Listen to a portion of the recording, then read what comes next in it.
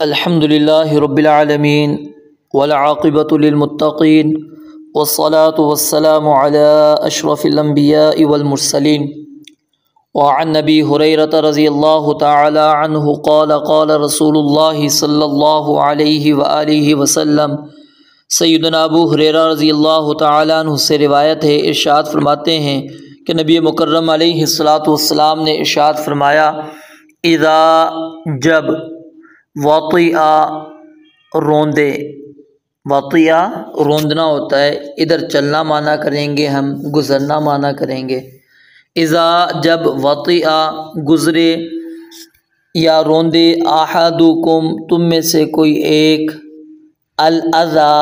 گندگی کو، یعنی جب تم میں سے کوئی شخص وہ گندگی کو روندتا ہے، یعنی اس کے اوپر کیا نام ہے، جوتیوں پر، اس کے جرابوں کے اوپر، خفین کے اوپر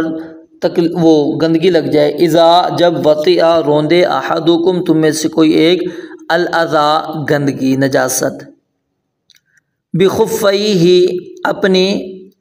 خف کے ساتھ، اپنی جرابوں کے ساتھ، فطہورہما پس ان دونوں کا پاک کرنا کیا ہے، التراب مٹی ہے۔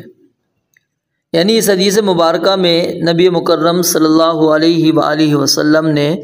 یہ بات بیان فرمائی ہے کہ جب تم میں سے کوئی ایک وہ چلتا ہے اور چلتے چلتے اپنے جرابوں کے ساتھ، اپنے موزوں کے ساتھ اس نے گندگی کو روند ڈالا ہے، تو اب اس کو پاک کیسے کرنا ہے، التراب،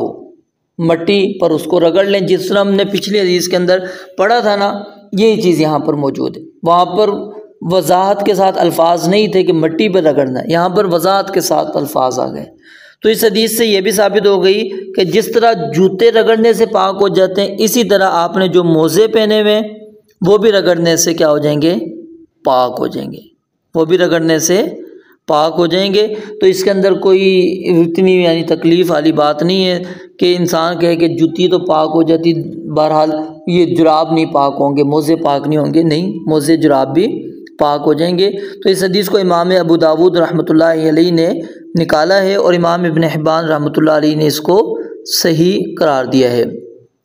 امام نووی رحمۃ اللہ علیہ اس کے متعلق لکھتے ہیں کہ اس حدیث کو امام ابو داود نے چند اسانید کے ساتھ روایت کیا ہے جو کہ سب کی سب ضعیف ہیں، تو لہٰذا وہ کہتے ہیں اس حدیث میں جو اعتماد ہوگا وہ جو ہم نے کل حدیث پڑھی تھی سیدنا ابو سعید خدری رضی اللہ تعالیٰ عنہ کی، اس حدیث کے اوپر کہتے ہیں ہم نے اعتماد کرنا ہے، یعنی مسئلہ وہیں سے ہم نے نکالنا ہے۔ تو اس کے اندر بھی یہی چیز موجود تھی کہ پاؤں کے ساتھ اچھی طرح اس کو آپ نے رگڑنا ہے، تو یہاں پر بھی یہی چیز بیان ہوئی ہے۔ اللہ رب العالمین سے دعا ہے رب العالمین سمجھنے عمل کرنے کی توفیق عطا فرمائے۔ وآخر دعوانا الحمد للہ رب العالمین۔